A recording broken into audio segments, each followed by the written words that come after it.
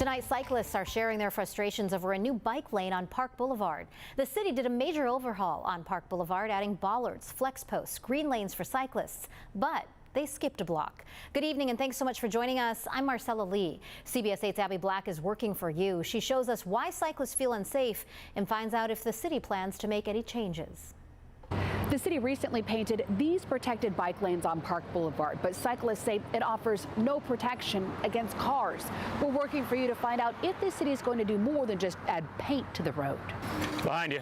Adam Deutsch says painted bike lanes like this really grind his gears. No, it's not safe. With a parked truck sticking out in the bike lane, Deutsch has to turn his head to make sure it's safe to merge into the car lane. I don't know who this is designed to serve, except for drivers. Park Boulevard has gone through a major mobility renovation. There's a bike lane with some flex posts and green paint right over there. But as soon as you cross El Cajon Boulevard, that goes away. Between El Cajon and Meade, next to this housing complex that's under construction, there's only a painted bike lane next to a green curb. Since paint is not protection, cycling on these lanes is stressful because even though there's a visual barrier, it doesn't actually stop somebody in a car who wants to cross that barrier, or who doesn't see that barrier, or who isn't paying attention to that barrier. We're standing in a place where somebody is going to get hurt.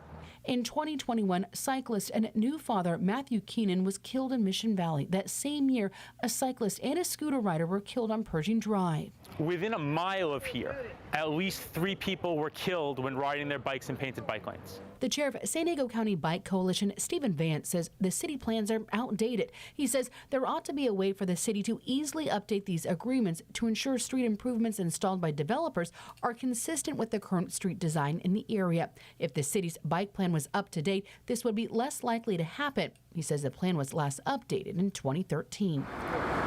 A spokesperson for the city's transportation department says the housing project's developers striped the lanes. He says once construction is complete, the city will take over and determine if similar bike lane protections on Park are needed. Cyclists hope the city sees more of an urgency and does more than just paint the street. They could put a protected bike lane. Paint does not protect people. Working for you in University Heights, Abby Black, CBS 8. All right, Abby, thank you. And if you have something you'd like us to look into, an issue or a concern, email us at workingforyou@cbs8.com.